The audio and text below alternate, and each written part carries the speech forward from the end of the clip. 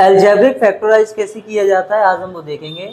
Algebraic factorise के लिए हमारे पास इस प्रकार से एक इक्वेशन दे रखी होती है, इसको हमें फैक्टराइज करना है। पावर हमारे पास किसी भी नंबर में x की पावर यानी जो x वेरिएबल जो है, वेरिएबल की पावर जो है आपकी 2 है, तो इसका मतलब क्या है कि इसके जो फैक्टर्स आएंगे वो 2 आएंगे। ठीक है, 2 फैक्टर्स किस प्रकार से आएंगे कि एक्स स्क्वायर को हमें कुछ नहीं करना है, जैसा वैसे ही रखना है। हमें यहाँ पे ध्यान देना है कि 11x, यहाँ पे कितना है 11x है, हमें इस नंबर को तोड़ना है 11 को, और ऐसे दो नंबरों में तोड़ना है कि मल्टीप्लाई करने पर उन नंबरों को क्या आना चाहिए, 30 आना चाहिए।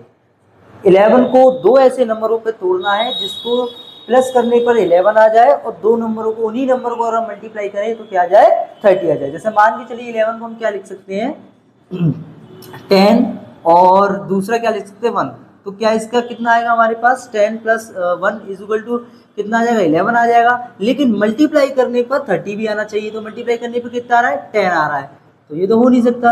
और देख लेते हैं दूसरा, और कुछ हो सकता है क्या, 8 प्लस 3, अगर 8 और 3 ले रहे हैं तो 8 प्लस 3 कितना हुआ 11 आएगा। दो नंबर लेने थे हमको, 8 और प्लस 3 ले रहे हैं तो हमारे पास 11 आ जाएगा। लेकिन 8 और 3 का मल्टीप्लाई कर रहे हैं तो कितना आ रहा है हमारे पास 24, कितना आ रहा है 24, यानी कि अगर मैं इसको मल्टीप्लाई कर रहा हूँ तो 24 आ रहा है, और ऐड कर रहा हूँ तो ऐड करने पर तो 11 आ रहा है, ठीक है, दो नंबरों को, लेकिन उनका मल्टीप्लाई करने पर हमें क्या चाहिए 30 चाहिए। तो वो कौन से हो सकते हैं 6 प्लस 5, अगर मैं इनको ऐड करता हूँ तो मुझे क्या मिलेगा 11, लेकिन वही मैं अगर इनको मल्टीप्लाई करता हूँ तो मुझे क्या मिल जाएगा 30।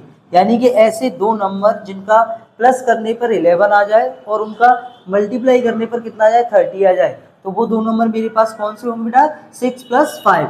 तो मैं इसको क्या लिख दूंगा 11 को 6 प्लस 5 डिवाइड बाई वो मल्टीप्लाई बाई सेम एक्स रहेगा 30 का 30 रहेगा। यानी कि हमें ना इससे हाथ करना, इससे कुछ करना, ना इसका कुछ करना, हमें सिर्फ 11 को तोड़ना था। 11 को हमने किस पे तोड़ दिया 6 और 5, 6 और 5 को ऐड करोगे तो 11 आएगा, 6 और 5 को मल्टीप्लाई करोगे तो 30 आएगा। इज दैट क्लियर बेटा।